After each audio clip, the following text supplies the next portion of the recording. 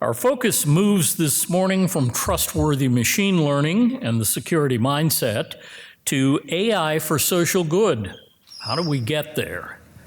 Our speaker this morning is Ahmed Abbasi, the Joe and Jane Giovanini Professor of Information Technology, Analytics, and Operations in the Mendoza College of Business at the University of Notre Dame. He serves as director of the Analytics Ph.D. program and co-director of the Human-Centered Analytics Lab. Professor Abbasi completed his Ph.D. work in information systems at the University of Arizona's Artificial Intelligence Lab. He earned an MBA and a Bachelor of Science in Information Technology from Virginia Tech. His research interests relate to text and predictive analytics. Professor Abbasi has published nearly 100 articles in journals and at conferences, including several in top-tier outlets such as MIS Quarterly, Information Systems Research, and IEEE Intelligence Systems, among others. His work has been funded by more than a dozen grants from the National Science Foundation and industry partners such as Microsoft, eBay, Deloitte, and Oracle. Professor Abbasi serves as editor for a number of IT, machine learning, and electrical engineering journals. He is a recipient of the IEEE Technical Achievement Award and Informs Design Science Award and the IBM Faculty Award. Professor Abbasi's work has been featured in various media, including the Wall Street Journal, Harvard Business Review, the Associated Press, Wired, CBS, and Fox, among others. Ladies and gentlemen, please help me welcome to the stage of Jordan Auditorium, Professor Ahmed Abbasi. Thank you.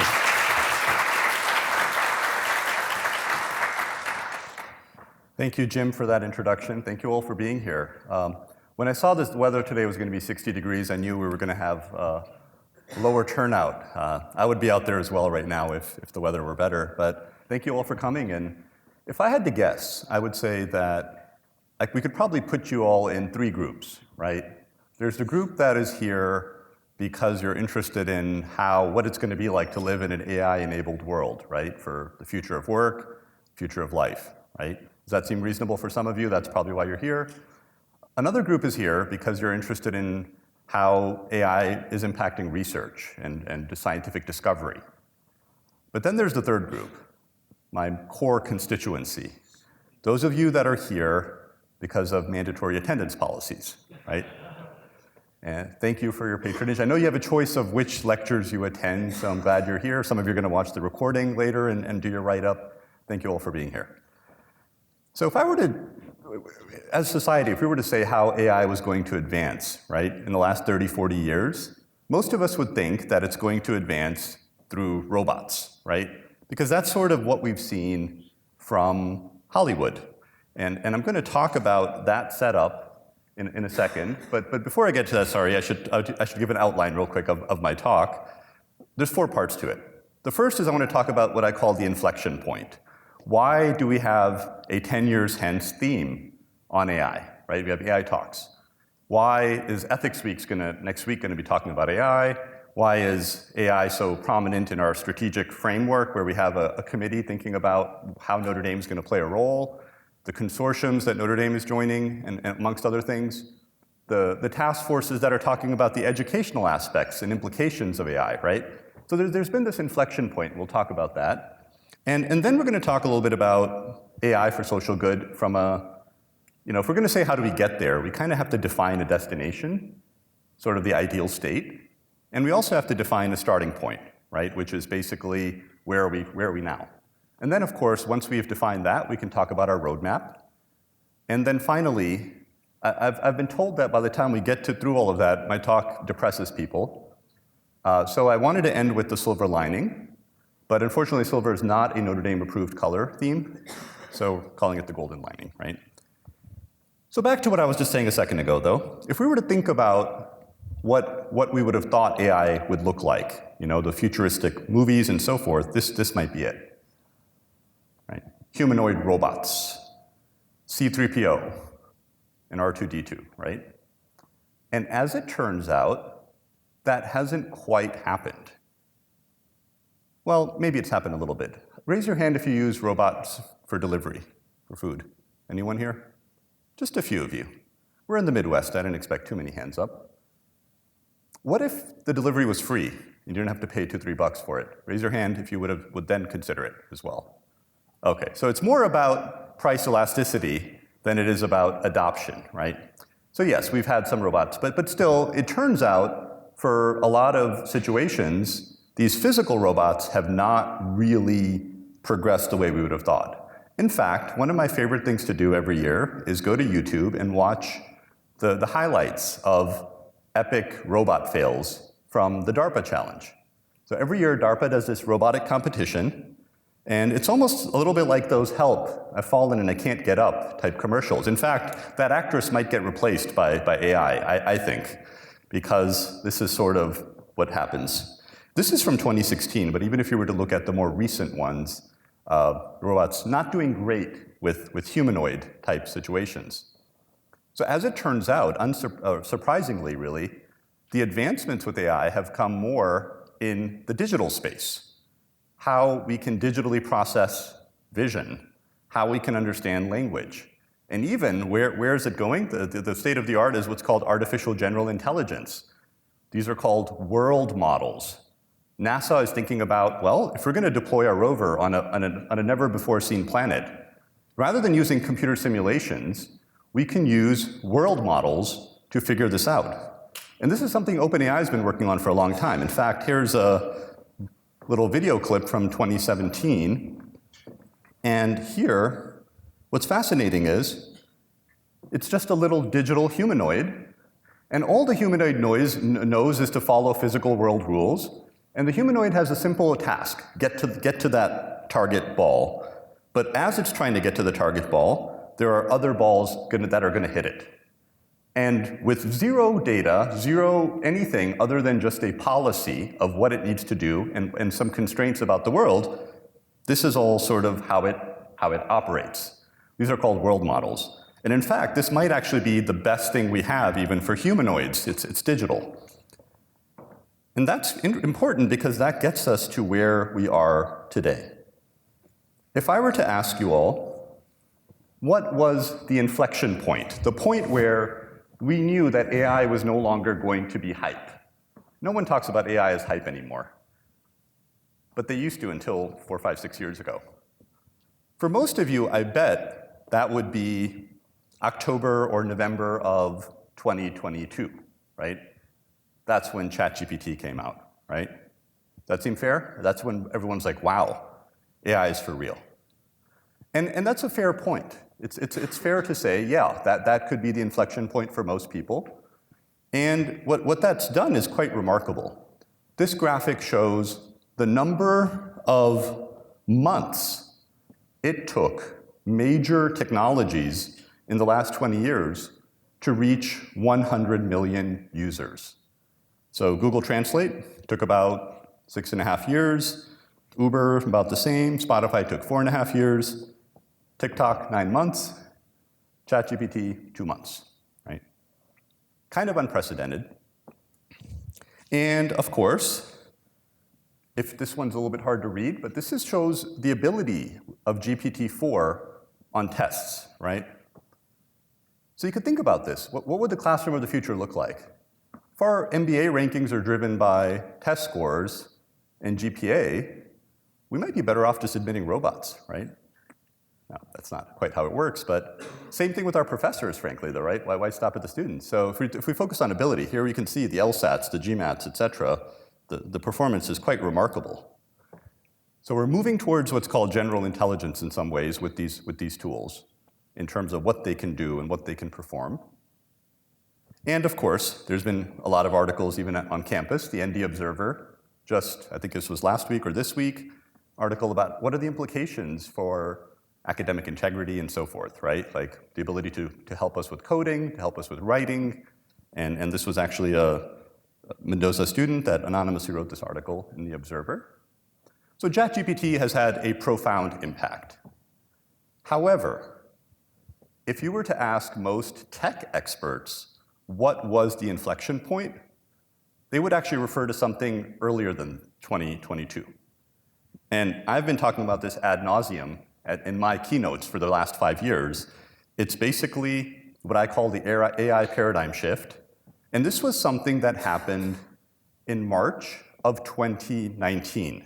Something completely unprecedented and something that is very relevant to business schools.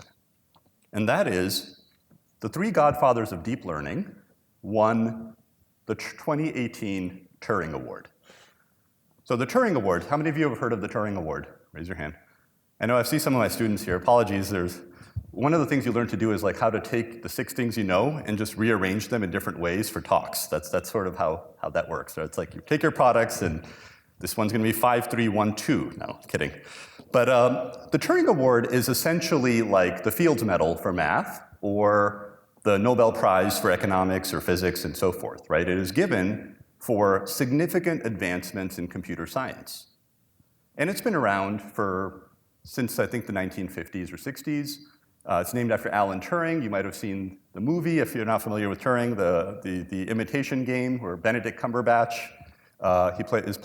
plays him, and he helped crack the German Enigma code, right? So the U-boats could be detected, and it was very crucial for changing the course of World War II, right? So that was using AI.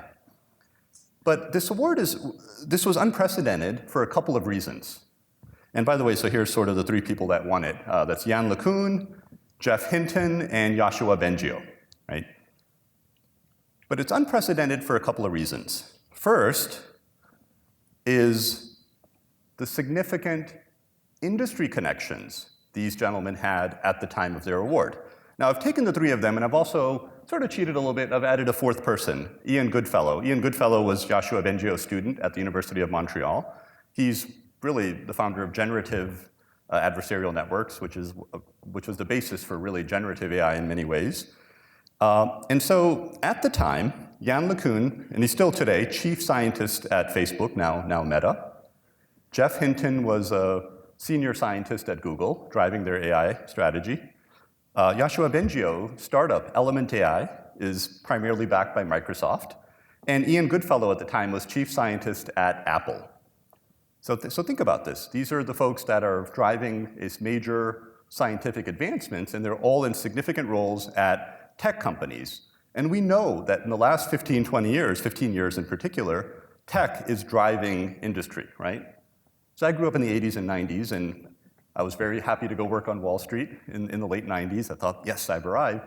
And Wall Street was driving things for a long time. Not really as much anymore. It's tech, right? If you think about our GDP and productivity, competitive advantage as a nation, a lot of that's driven by tech.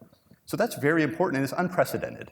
Prior Turing Award winners did not have such strong industry connections. There were some. There's always been a connection between research and industry, but not like this, not this deeply.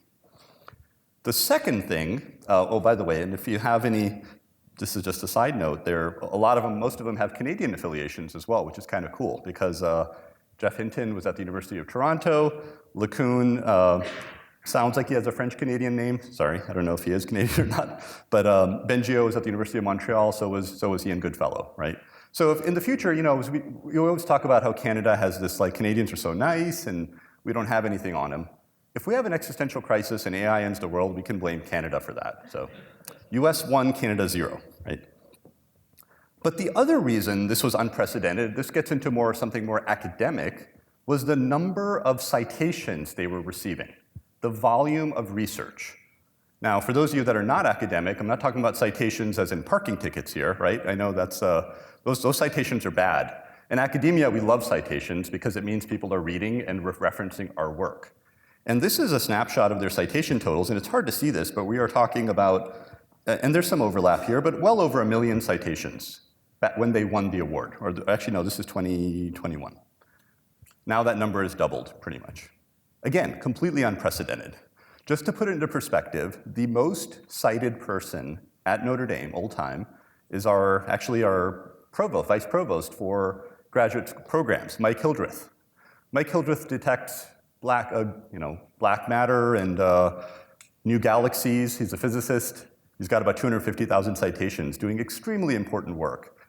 These gentlemen, including this guy, Ian Goodfellow, who got his PhD in 2014, has, well, a lot more citations than that. So this is very, very unprecedented. And that's important because, we talked about the groups that are here. The folks that are interested in their lives and their work, the practice, those that are interested in research.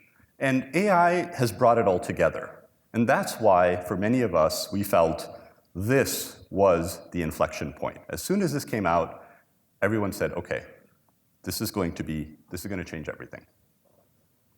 So the takeaways, in terms of inflection point, deep learning is powering through language and vision. Those are the two areas where we've seen significant advancements. And think about this. All of our self-driving cars, all of that is driven by vision models.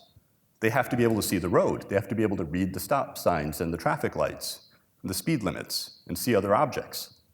And language, right? And that's what's driving the ChatGPTs. Unprecedented industry involvement, unprecedented research focus, and all of that really March 2019. Okay, so now AI is big. We're here to talk about it.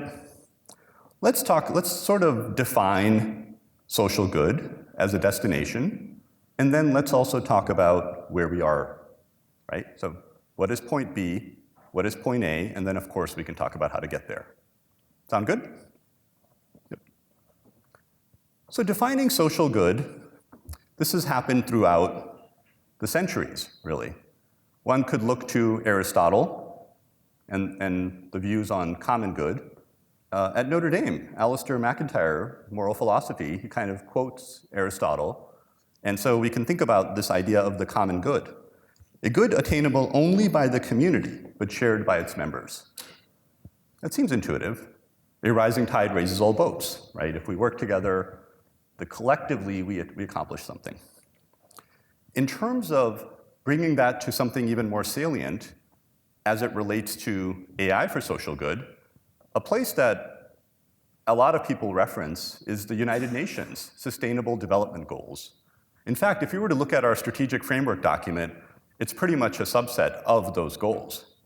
So there's about 17 of them, and it's a little bit hard to read, and you don't have to worry about that. I'll go over it. But in general, it's things like alleviating poverty, alleviating hunger, equal rights for men and women, clean drinking water. Let's see, what else do we have? Climate, peace. Things that are very common to us here at Notre Dame, things that we talk about all the time and are central to our future teaching and research mission as well. So those are really what we think about in terms of social good. And so the idea would be these are social good challenges, these are goals, and we want our research to align with those goals. And we know that research aligning with them means it improves our lives, because AI is not just research anymore, it's everything. It's all integrated with practice, right? So that's sort of the social good aspect of it. How do we define AI? Well, that's one of those things that's extremely challenging. AI can mean a lot of different things. For the purpose of this talk, I'm going to focus on machine learning, deep learning, which we just talked about, but I'm also going to cheat and extend it to include things like data science and data mining. So I'm going to go a little broader. That includes more statistical methods. In reality, if you looked at it as a Venn diagram, I'm taking AI and I'm adding it to data science and kind of looking at some of that overlap here. So once we've done this, we have this definition.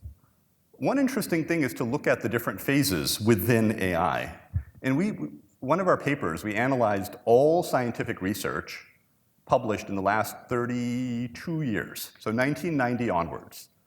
So we're talking about millions and millions of documents and research documents, and we identified about 5-point-something million that were related to AI.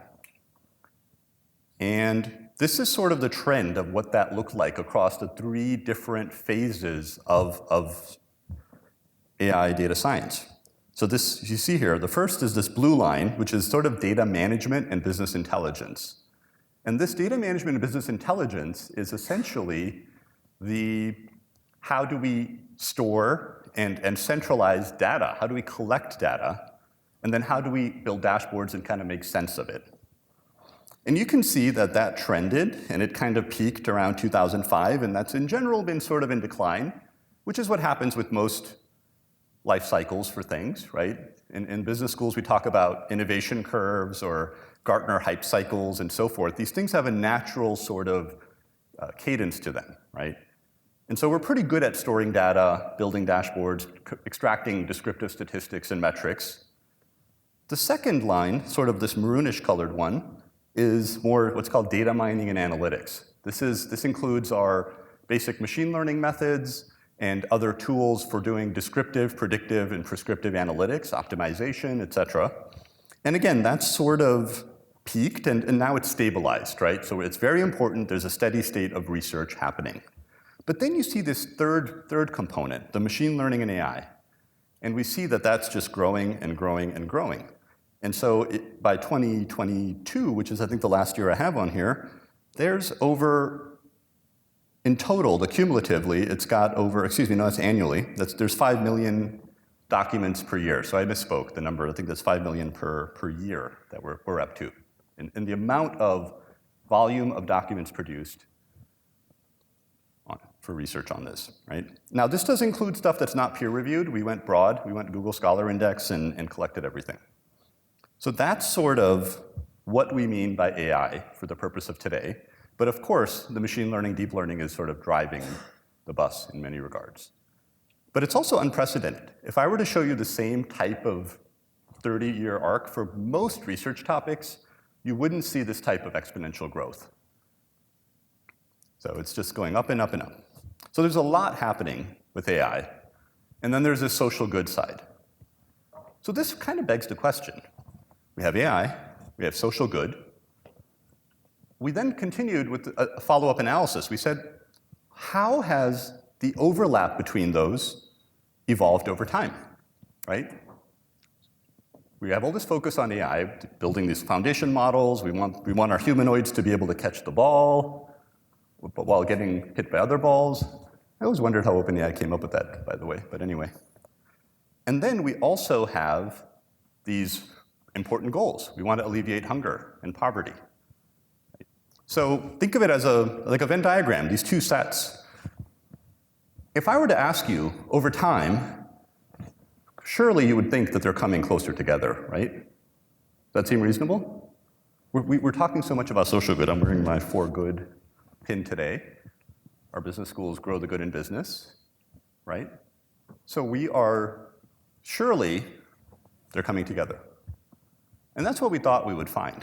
And this was for an editorial. So of course, with an editorial, whatever result you get, you're thinking, okay, if I get this result, here's what I'm going to say. And we thought we were going to say, it's not moving close, it's not overlapping fast enough. That's what we thought we were going to say. Have to say something. Right? That's not what we found. We actually found that over time, they're drifting further and further apart. If you look at the proportion of research on AI and data and social good, they're moving away from each other, not coming together. And this really got us interested. Why is this happening? So let me show you, let me illustrate this. So this is showing a bunch of topics related to data science, those are the red dots, and social good, those are blue dots. And basically it's a network. It's a network showing the amount of co-occurrence of research between red and blue dots and within red and blue dots, right? So it's showing the full network. And an edge between any two circles means that the relative proportion of research between those is at least 1%. So that means if I look at data mining and health and wellness, at least 1% of the total research on data mining and health and wellness is overlapping. It involves both of those. So we're looking at health analytics, for example, right? That's what that edge means. Does that make sense? So co-occurrence of research over topics. And this is visualized using a string embedding algorithm that basically means that if two things are closer together, that means there's greater overlap between those edges. By the way, if you find this cool, Professor Traeger's right there. Take her class. She'll explain the theory. I think our students are doing that right now. This particular diagram is showing that overlap from 1990 to 2000. So we look at all research in the 90s, and you see that overlap. And what you see is that there are this mixture. It's a bit of a bag of Skittles.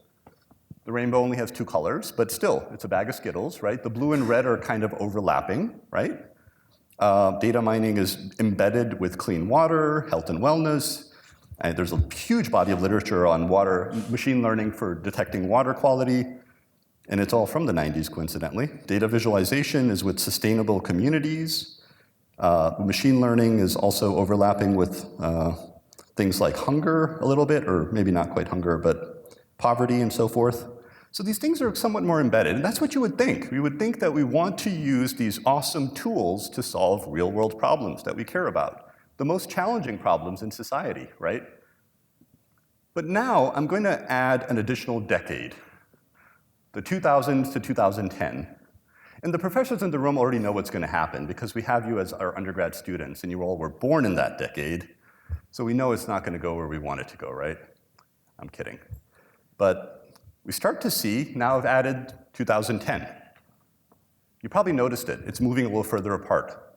The blues is sticking to the blue, the red is sticking to the red. AI research is inward-looking. Social good research is making connections with other social good things. So we now understand that hunger and poverty are not mutually exclusive. There's more literature talking about those things together. Hunger, poverty, clean water, all these things are interrelated, but the red is sort of kind of moving apart. And finally, if I add till through 2022, it's moving further and further away. This is proportion of research, right? So this means that the percentage of our focus in AI is less and less on social good. And sometimes it's hard to see this when you do one at a time. So this is sort of what it looks like, sort of panoramically. It's a little bit small, but you can see the movement. So this was a little bit disconcerting. We were checking constantly for bugs. Did we do this right? And basically our takeaway was that we'd like to see greater emphasis on AI for social good. We would like more work on alleviating disparities, well-being, tech ethics, peace and justice. However, proportionately, the amount of AI in social good research is less than it has ever been. So now we've defined a destination. We want social good. We've defined our starting point. We are moving in the wrong direction. So then the next question becomes, why is that? Why are we moving in the wrong direction? And I won't spare you all the details for a talk like this, but we did a bunch of analysis. We analyzed current literature on AI for social good. What are the necessary conditions? We did a meta-analysis of papers we thought embodied social good characteristics, and I will talk about that at the end in our golden lining. I'm glad Alfonso and others are here in the audience. There are a lot of cool labs at Mendoza and Notre Dame working on this. But I'm going to talk about three things in particular that I think are relevant for everyone, and I think are really important things that we should be thinking about. And this is part of what I call the roadmap. In reality, there's more than three things. But in the interest of kind of making this engaging, I focused on three that I thought you would find interesting. The first thing we uncovered was this important need to move from what we call the common task framework to a common good framework. So common task framework, I know Jim says we have to define our acronyms, and I will talk about it, but I'm going to start using the acronym CTF. I'm notorious for using a lot of acronyms. I guess all technical researchers are. But CTF. How many of you have heard of the Common Task Framework? A few of you. The more computational researchers, the folks with a computer science background, I can see it raised their hand. And of course, we'll talk about what the Common Good Framework should be. But you can see where that one's going to go. It's going to be more social good focused research. So Common Task Framework is awesome. I love the Common Task Framework. Having a computational background, CTF has been huge for me. So let me talk about what it is. So Common Task Framework, or CTF, is something that DARPA, our Defense Advanced Research Programs Agency, which was frankly the basis for a lot of AI research until tech took over in the last 20 years, DARPA developed this idea in the 1980s. And here's why they developed this idea. Specifically for natural language processing, human language technologies. In the 1950s and 60s, there was tremendous interest in the United States to automate natural language processing, right? How can we analyze documents? We're spending so much time, intelligence reports, government documents, reports in general, legislation. Average piece of legislation is thousands of pages. A strategy is to just sneak something in there, right? That's a common strategy that we see on both sides of the aisle. And so there's always been interest in that processing. And it turned out in the 50s and 60s, there were some really cool advancements at IBM, University of Chicago. But when those advancements people tried to recreate them, it didn't work. And in science, we know we have a reproducibility and a replication crisis, right? So the reproducibility is, you do something, I apply it to my data set, and it doesn't work. It's not reproducing. And replication is I take your idea on your data set and I try to run it again, and it's not working. So both of those things happen. And DARPA had some really embarrassing incidents. And so they said, AI literally, and I'll show you the diagram, there was almost no R&D on AI in the 70s and 80s because of that, until this. So the Common Task Framework, CTF, is basically, can be defined as a quantitative comparison of alternative algorithms on a fixed task. So the key thing here is that we are building benchmark data sets that are extremely general and extremely important and big and broad for a class of problems. And so DARPA came up with this idea in the 80s as a way to reignite AI research for human language technologies. In the 90s, IARPA and NIST jumped all over it. NIST is pretty important, right? The recent announcement about the tech consortium. NIST is leading the charge on AI governance and AI regulation standards in the US, right? And we're part of that consortium. So NIST and these others picked up the mantle. So the idea is to create general purpose scientific benchmark data sets. And this has been amazing, right? Because we want research that's replicable and reproducible, right? So here, this is an interesting diagram, kind of a one-dimensional view of how science and AI has progressed from this perspective. So here, I'm showing all these different AI models. Each dot is a model. And of course, the x-axis is time, going back to the 1950s and through 2022, I think. The y-axis is really important. The y-axis here shows the number of parameters in an AI model at the time for the state of the art. State of the art meaning whatever was doing well on the Common Task Framework benchmark data sets. So we had data sets for computer vision, how well can machine learning see things? Benchmark data sets for language, how well can it answer questions? How well can it fill in the blanks? Those are the types of data sets we're talking about. And this, just to give you some frame of reference for this y-axis, this is log scaled, so basically 10 billion. 10 billion means, I think, 100 billion parameters, right? And 100 billion, that's an important number.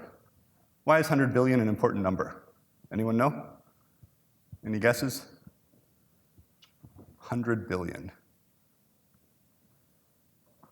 Yes, John. John, to say it for everyone. Number of neurons in the brain. But we're at Our Lady's University. We're top 25 in the world. I mean, surely our students actually have more coming in, right, John? I mean, probably 120 billion. So sorry if I offended anyone by thinking you're average. No, you're above average. But wait, but then they start tailgating, John. Oh. So by the time they graduate, we're back to that. Okay, so we're back at 100 billion roughly. That's how many neurons are in the brain, and that's the analogy we use for machine learning, the weights in the brain. It's an indicator of the capacity for a model to learn. That doesn't mean it's going to learn well. You need data, you need compute, there's many other things, but that's sort of like the capacity to learn. And in fact, if you look here at the 1950s, right here, that's the United States Navy. The first multi-layer perceptron in the 50s, the Navy was testing a very important idea, computer vision model. And the idea was, if someone submits a punch card, is the punch hole on the left or the right? That was the task. And in 1958, this model, using maybe 1,000 parameters, it took up an entire room, weighed several tons, and it was really the state of the art for AI, right? But then you notice that lull, right? You notice this big lull in the 70s and 80s. That's after those embarrassing incidents where we didn't have the common task framework. So in really common task framework phase 1, you could say 80s till about 2010, this is pre-deep learning. And here, this trend, it is exponential because it's a log y-axis. Here we see basically Moore's law. It was the big driver. The constraint was CPU, compute, right? And also data set sizes, right? We didn't have big data. We didn't have all these things. And then the most recent phase, why we are where we are, is Common Task Framework phase 2. Still, same benchmark data sets are getting bigger. We have more image data, but deep learning. Deep learning happens, we move from Moore's law to what's called Huang's law. Jensen Huang, NVIDIA CEO, right? So GPUs are now replace CPU. We have every place in America has a GPU shortage. It's the bottleneck constraining all research everywhere. We're in task force where that's all we talk about. They want us to talk about big ideas, and we're like, we need GPUs. That's what we're saying. But the other thing that happened was the compute got better, but also the data, right? What else happened in 2007, 8? What are the other big things? Jeff, what happened? Yeah, 2006, 2007. What was a big change? There were a couple of big changes for data, more data being generated. Why? Like, what would happen? So one was this, right? Smartphones came out in 2007. We're feeding the beast. We're producing the data. Wikipedia got much bigger, because more people are on it, and social media, et cetera. So the data sets, the datafication, consumerization, all these perfect storm, a perfect storm for innovation happened such that those, and with the compute and cheaper compute, the number of parameters went up, and now you can see we have surpassed human neurons sizes over here, right there. We're above it now with these models. Now, that doesn't mean they're able to do the things we can do, of course, but still, getting closer every day. So this has been phenomenal, but it's also come at a price. But I want to kind of talk about, since we talked about GPT, let's look at this, let's zoom in on this just for language. Let's just look at the last 10 years. How did GPT happen, right? This is something John and I study all the time. So this is mostly language models. It's hard to see this, but those dots are orange, and orange here means language. So if we zoom in, let's go to 2013, big breakthrough. A word embedding called word2vec comes out, and it doesn't matter for those of you not familiar with AI what it is, but the thing to know is it had 30 million learning parameters, which was sort of unheard of at the time for natural language processing. And then you can see by 2015, it's pretty much the same. New technologies, 30 million parameters. They're trained on 50 gigabytes of data. Not much movement there, right? But then, 2016 to 2018, we move up to about 340 million parameters. We've now moved up to training it on 16 gigabytes of data. And we're up to the world of Elmo. I wrote a paper using Elmo. A lot of the language models are named after Sesame Street characters, which I've never quite understood. But then comes the most recent wave with OpenAI and others, and we are in the age of GPTs, right? So if I just were to look at through 2023, GPT-4 here, which they didn't even release it, by the way, so it's not open source anymore, which is another issue, over 1.75 trillion parameters, trained on over a petabyte of data. It's just, and that creates all kinds of issues, because who owns that data? And we're in the age of swapping human intelligence for parameters, and we can do it. We can have a lot more AI parameters than we can with humans, right? So this is really what's happened in just 10 years. It's quite staggering. So basically, the downside of this is the Common Task Framework has been great, but we continue to do massive amounts of research that's just optimizing the same paradigm. building these foundation models, better job on question answering, better job filling in the blanks, and then extensions to code, right? We're extending it to code, we're extending it for vision. Now we're doing generative models to create images based on prompts, but it's all that same kind of paradigm. And you would think that this is great. Now we just need a bunch of research to use these tools for good. But again, the proportion of it that's happening is not doing that. If you go look at arXiv and analyze the data, arXiv is like the open source computer science repository. Every month, there's 60,000 new articles related to language models, and 99% of them are not talking about downstream use cases with social good at all, right? So it's not happening. And you might be saying, well, wait a minute, maybe the proportion of research doesn't matter. Do we need? Maybe we just need that one article, right? That killer article that solves the hunger problem. Well, most scientific research tells us that's not how science advances. It's not usually, not every paper is going to be that influential. Not every paper is going to be the theory of relativity. It's usually incremental advancements, and so proportion does matter. Another reason proportion matters is from information retrieval, we know that we run into what are called knowledge accessibility problems. If I want to go and find social good research on Google Scholar, it's like a needle in a haystack. Google's very good, it'll come up, right? But what comes up is going to be what's being cited, what's being read the most. And so it's sort of like this machine that just keeps growing, right? So it creates all kinds of issues. So what we need is a common good framework. We need a collection of social good tasks comprising publicly available data sets and/or access to field research with established success criteria and guardrails for avoiding unintended consequences of data science. So we basically, the CTF is good as a framework, we just need to apply it to good. This is something I've said in some of the task forces I've been on. I feel like Notre Dame could lead this. We could be constructing data sets and platforms and infrastructures. Because one of the things we'll talk about, the next point we'll get into, the impediment, why aren't we seeing more, is actually availability biases, right? Our incentive structure is publish or perish. Should I, if I'm a PhD student or a researcher and I have to, at Google, should I spend 3 years collecting a data set? Is that a good use of my time? And there are examples where this has happened and worked well. One of the things I'm involved with that I've gotten really into in the last year or two is the climate bench. So Columbia University created a school of climate where they provide benchmark data sets, and we're doing all kinds of fun modeling. This is more like a hobby for me, but on water. I've gotten fascinated with water quality, how do you predict water characteristics, and how you use those to forecast tropical storms, right? So rapidly intensifying tropical storms never used to happen in the Pacific Ocean. Last 3 or 4 years, they're starting to happen, and it turns out you can try to predict those. The Ohio River is filthy. You don't need AI to tell you that, but you can look at how to model and manage those things, right? Climate Bench provides a one-stop. You can log in. If there's models, there's data sets, people can, it breaks down the barriers for learning and doing research. Here at Notre Dame, we have AI Fairness 360.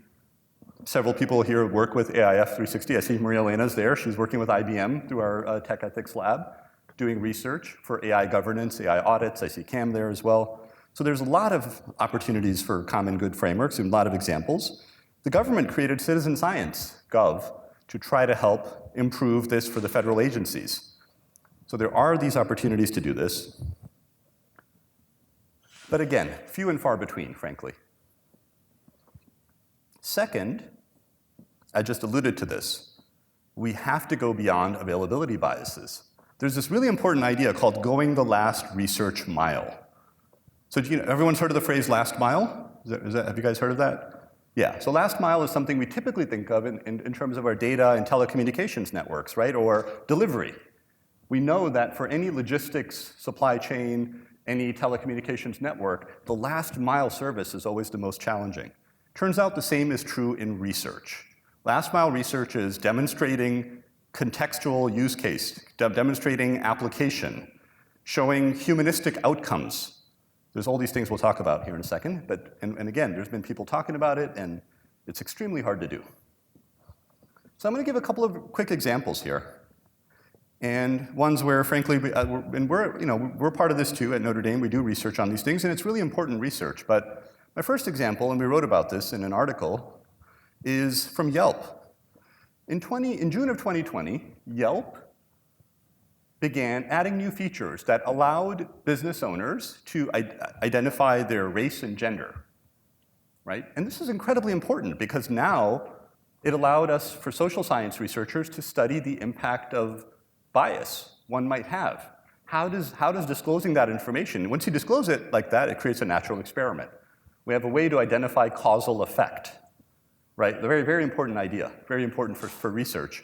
And because of that, we can look at the impact that if our female-owned businesses discriminated against in terms of reviews, sales, et cetera, because they're female-owned, right? Or race, right? Same thing. And this caused, between January 2021 and September 2023, 108 new studies popped up in Google Scholar looking at this phenomena. And that's excellent, right? I think we all agree we want more research. But here's what's fascinating. It's a 1,000% increase in research on this specific topic. On average, for a year, you were getting 2 to 3 articles on this topic, and now you're getting 108. And so the question there becomes, well, oh, I'm sorry.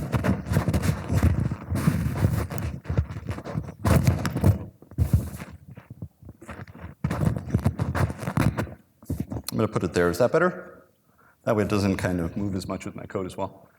So this is fascinating. We want more research on these topics, but at the same time, it raises a question of why weren't we doing it before? How do we go past an availability bias, right?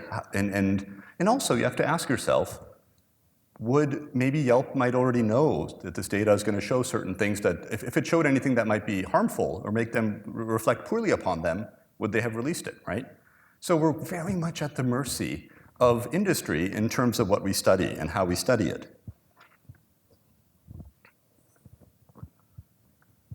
And so, why don't we do field data collections and have public data sets on these topics, right? Where we can vet them and make sure that they aren't biased by the companies.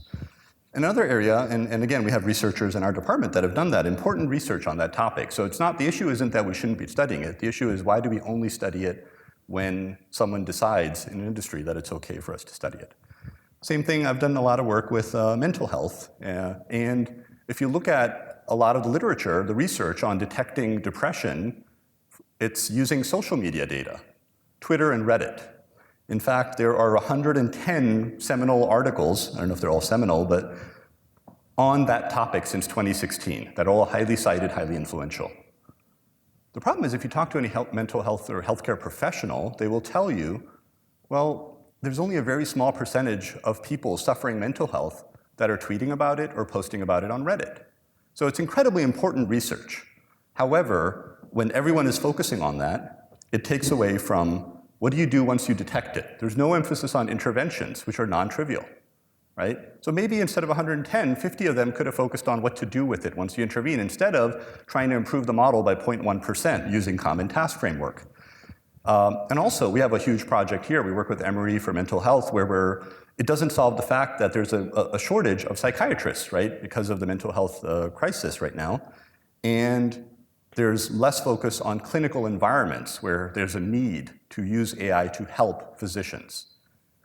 Our project, we've been doing data collection for 3 years, interviews. Now we've just started publishing on it, right? But it's hard to do that, data collection. So last research mile means we need programmatic research. This requires endowments, this requires funding sources that are not tied to industry interests, frankly, that are thoughtful and deliberate, rather than being opportunistic. Opportunism is the challenge. That's one of the things that's the impediment. Secondly, we need to gear towards tackling bigger questions, bigger challenges. Common task framework doesn't let you do that. It's metric driven. It serves a very important purpose, but it's very limited in how far you can go. And often we need primary data collection. Instead of saying, what can I find readily available through an API? Field collections are a lost art. So those are the two. And then this third one, this is kind of fascinating. LLMs as a frontier for understanding social good. So LLMs as a frontier for understanding social good means, we talk all about algorithmic bias and all these issues, and there's lots of issues with AI and language models, and I know we have other speakers that are going to talk about that. Mariam Alavi and others, and Nick Berenti will be here. But it turns out there's a lot of interesting things we can do with it as well, and there's been some fascinating work that's really at the intersection with social science, computational social science. One of those ideas is what's called the geometry of culture. How do we analyze the culture of a society based on its documents? And language models provide fascinating insights into how we think about things like the poor. How do we view the poor? How did we view the poor during the Great Depression? How did we view them during the economic recession of the 70s versus the booming periods of the 90s or 2000s? And same thing with stereotypes for gender and ethnicities. And here's a really interesting graphic. This is from Stanford. This shows two things. There's a green line and a blue line. The green line shows the average occupational difference between men and women for various jobs, right? So doctors, lawyers, etc. And as you can imagine, there were far fewer female doctors and lawyers in the early 1900s, right? But the blue line is really interesting. The blue line is basically a language model trained on every book, newspaper article, every other digital artifact in the US from that time period. And what you notice is that the bias in the language model is very highly correlated with the occupational difference between men and women.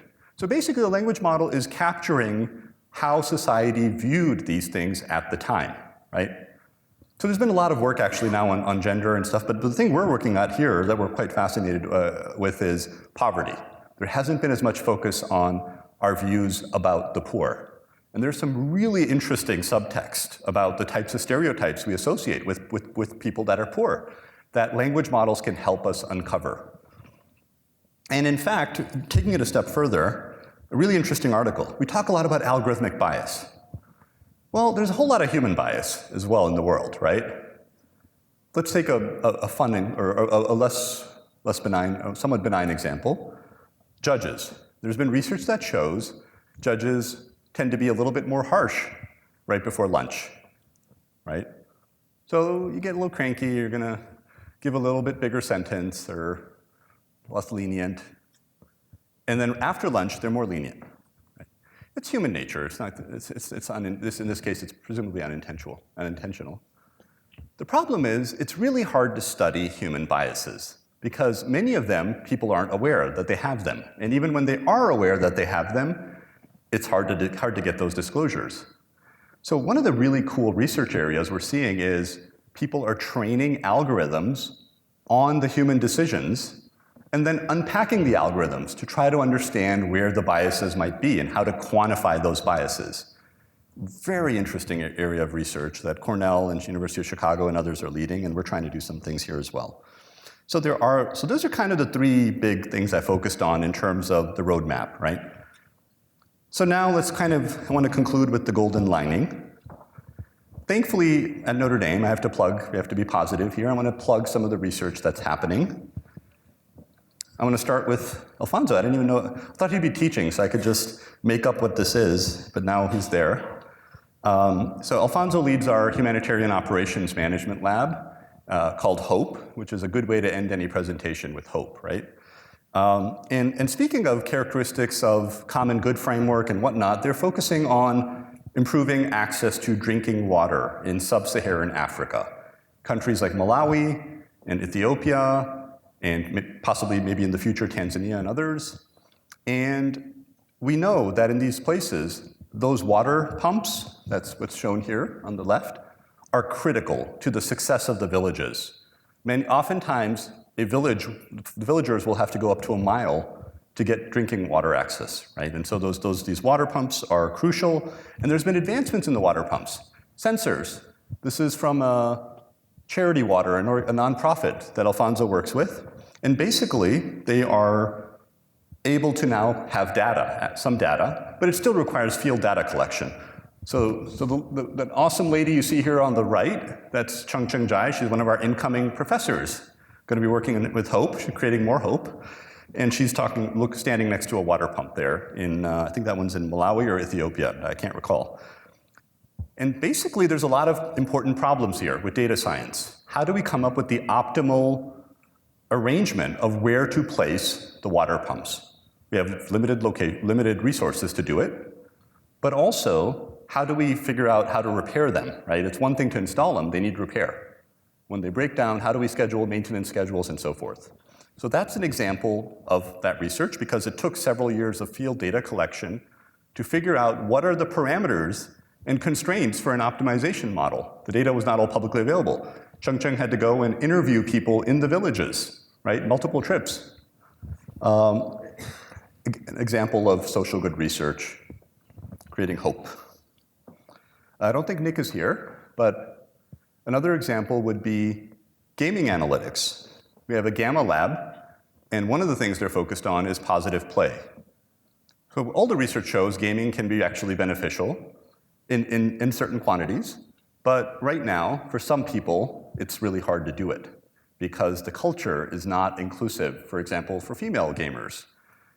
So how do you create a more female-friendly gaming environment? It's called positive play. Nick is also now managing director for the next couple of years of our industry labs. Industry labs focuses with local manufacturing firms. And a few years ago, I wrote an article called The Automation Divide, where we talked about, it was in Wired Magazine and elsewhere, where we focused on how the industries that are the most likely to be automated, like manufacturing, are often the most ill-equipped to handle that automation, right? So in terms of how do we use AI to augment manufacturing, and how do we, in some cases, reallocate workers and so forth. And so that's sort of what he's working on through industry labs in the next 3 years with his appointment. And finally, there's a couple of examples here from our human-centered analytics lab that I co-direct with Ken Kelly. So I talked about social media earlier, and I mentioned for 3 years we've been focusing on how to help physicians with their remote interviews, right? So if someone Zooms in, how can we use, with their consent, speech to text, facial recognition and whatnot, to help the physician with a dashboard that scores their likelihood of having different mental health conditions, and then the physician can work with the AI to make a decision that allows them to see more patients and have more accurate outcomes. Right? So it's kind of solving that bandwidth problem that physicians have. And frankly, a lot of patients are hesitant to come in. If you have mental health, they're much more likely to cancel their doctor's appointments. So this provides an alternative. And finally, we have a lot of research we've been doing on what's called Public Health 3.0. And one of the papers that just is forthcoming in MIS Quarterly, we worked with a lot of pharmacovigilance teams as well as opioid detection teams. Again, this was a 7-8 year project that started back in 2013, 14. Well, it's been 10 years, I guess. And basically, we're trying to help detect outbreaks of opioids online and of course, when you do this online, it has to be privacy preserving, but also, one of the things that's happened online is that the amount of credible information has gone down considerably, right? There's so much noise to the signal. And so, if someone is saying something like this, which has a lot of slang in it, it's basically paraphrase it. This is a Reddit post where someone is basically saying that in their area, in Ohio, there's a really strong batch of opioids coming this week, right?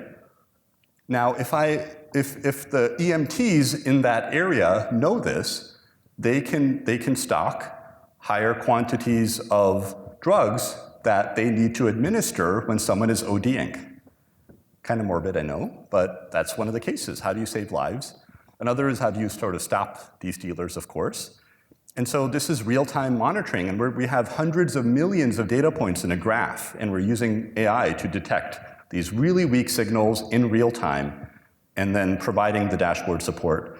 So it's sort of like, and we use this activity, we try to think of it as activities, and you model this massive multiplex, we call it, of graphs online. So needles in a haystack with AI. And the other use case is adverse drug events more broadly. So that's some examples of social good research. Every one of these projects took many years, required primary data collection, required field testing, iterating, and it's stuff that's a lot of work, but it's important, right? And it goes not using standard benchmark data sets, and focusing on positive cases for AI. Oh, sorry, I didn't realize that animation. That's the title, Timely, Granular, and Actionable. So I want to make sure there's a little bit of time for questions if anyone has any, but in conclusion, the inflection point, more than ever, industry and academic research are aligned on the common task framework-driven advancement of AI because it really has a significant impact on the bottom line. AI for social good, we are doing less and less of it proportionately, unfortunately, with every passing day. There are a bunch of things we could do better. We've come up with frameworks and kind of a roadmap, but it requires not just people to commit to it, but it requires policies and other considerations, incentive alignment and so forth. And of course, at Notre Dame and elsewhere, but we're at Notre Dame, there is the golden lining. We are trying to do this, and I think when we talk about AI leadership, this is going to be a big area for us and something we are good at doing. And even creating benchmark data sets. Notre Dame has a ton of experience creating those and so forth. All right, so that's the talk. Thank you.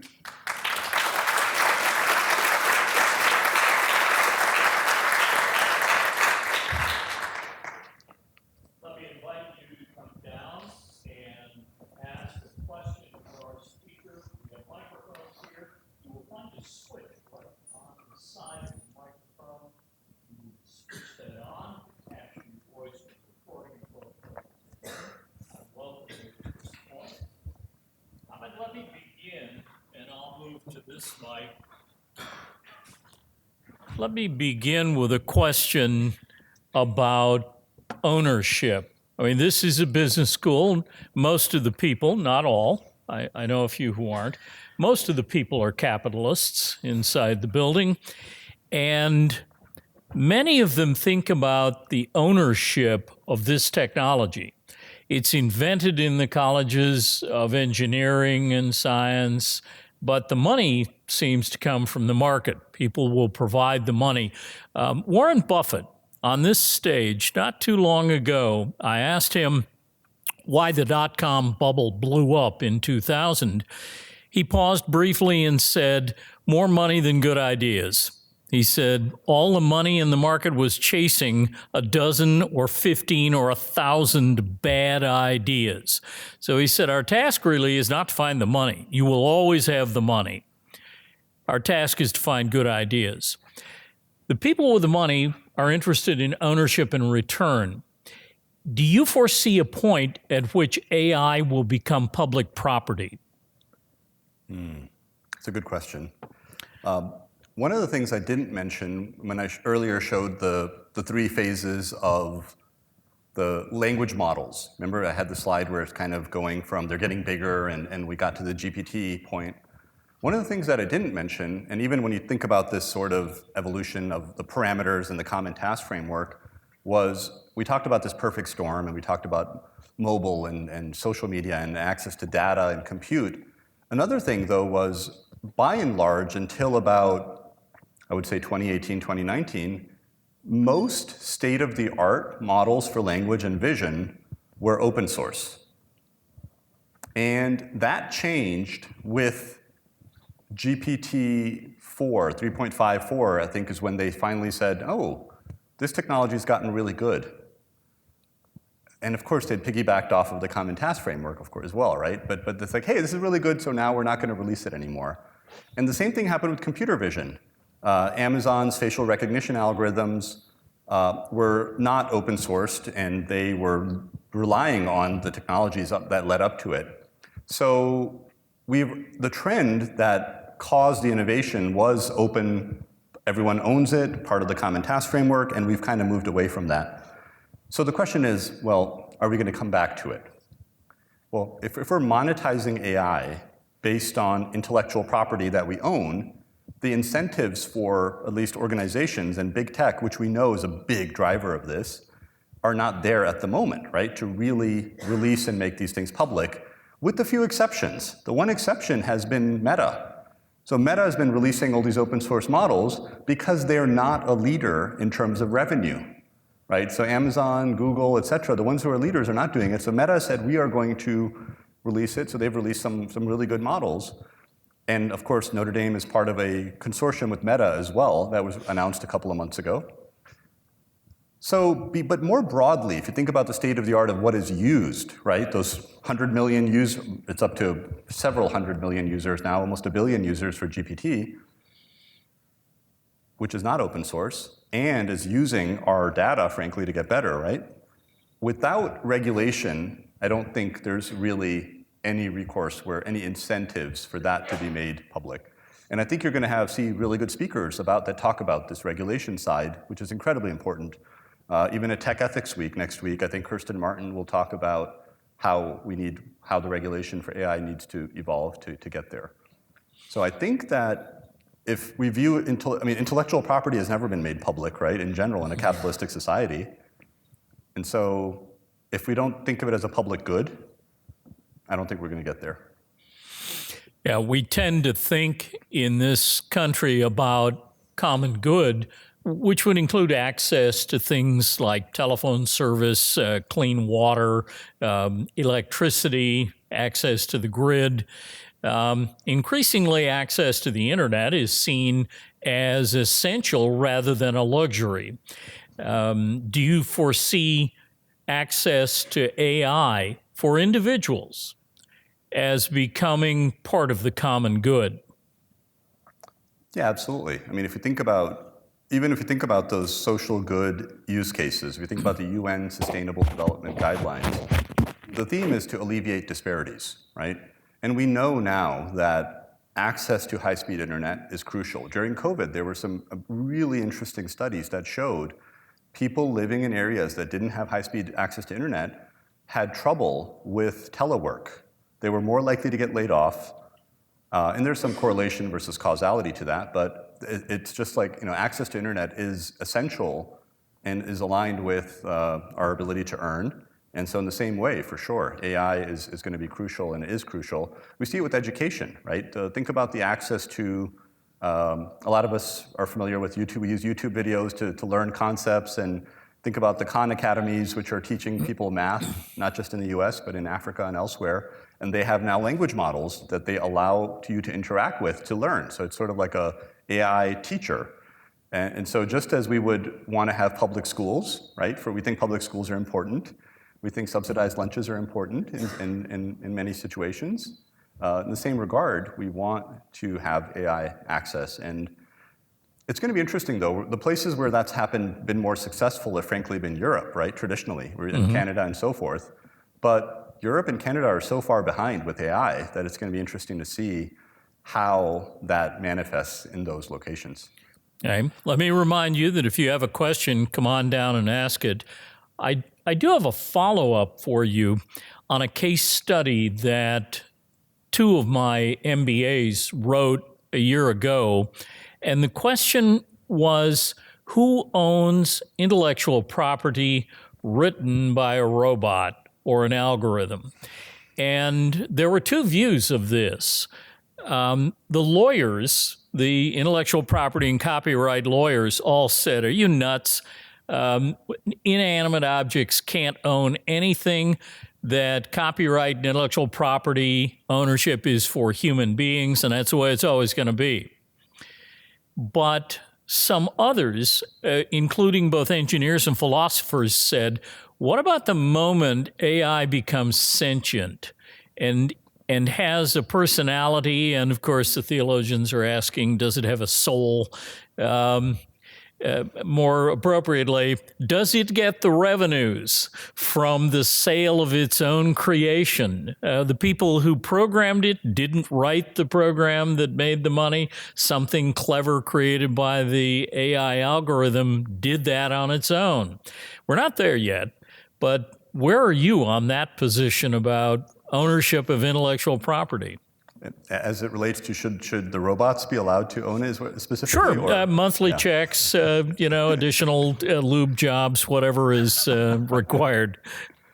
Yeah, I think. Well, first of all, I think a necessary but insufficient condition for that is being sentient, right? And if you look at another area, I'm in all these virtual think tanks all across the country. Folks at major at Columbia and elsewhere, we get together and we talk about the conditions for artificial general intelligence, which is a term I would use, AGI, and whether or not you need to be sentient to have general intelligence, first of all, is probably a better debate to have.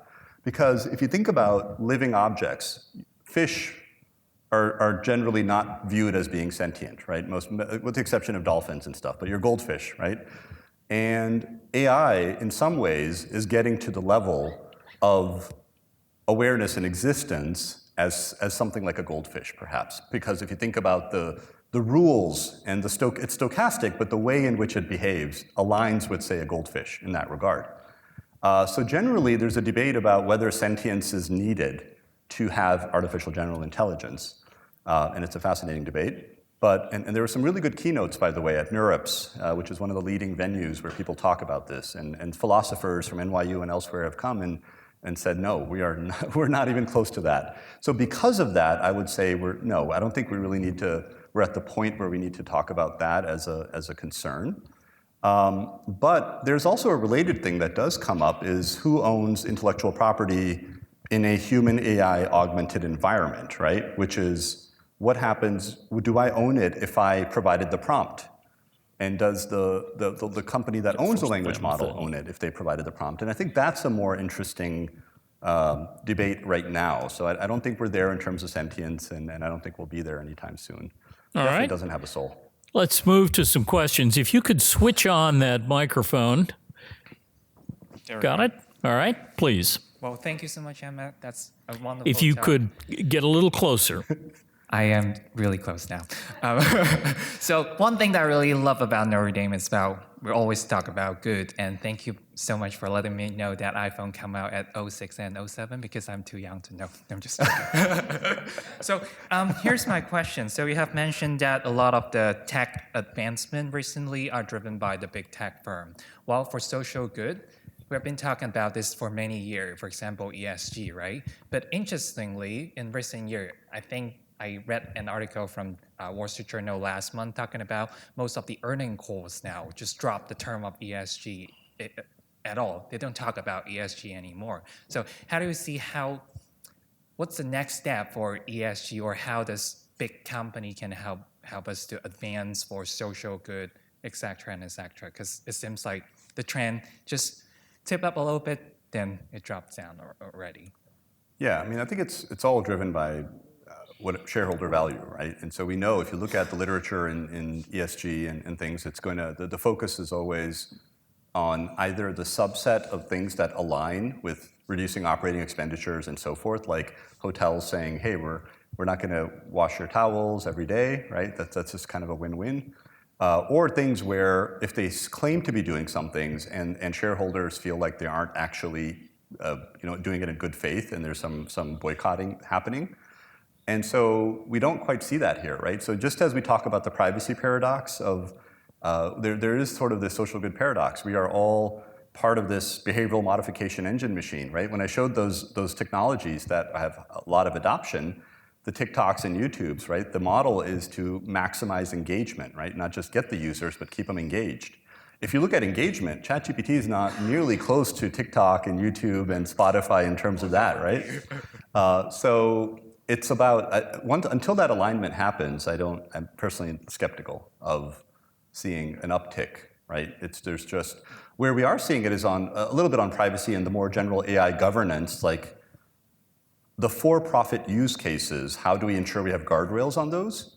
But that's, with the exception of tech ethics, most of that wouldn't fall under social good, right? Mm-hmm. Yes. So that's where we are seeing. The tech ethics one, we're going to see progress because that's aligned with sort of the financial model, and there's incentives and regulation that's going to make that more aligned.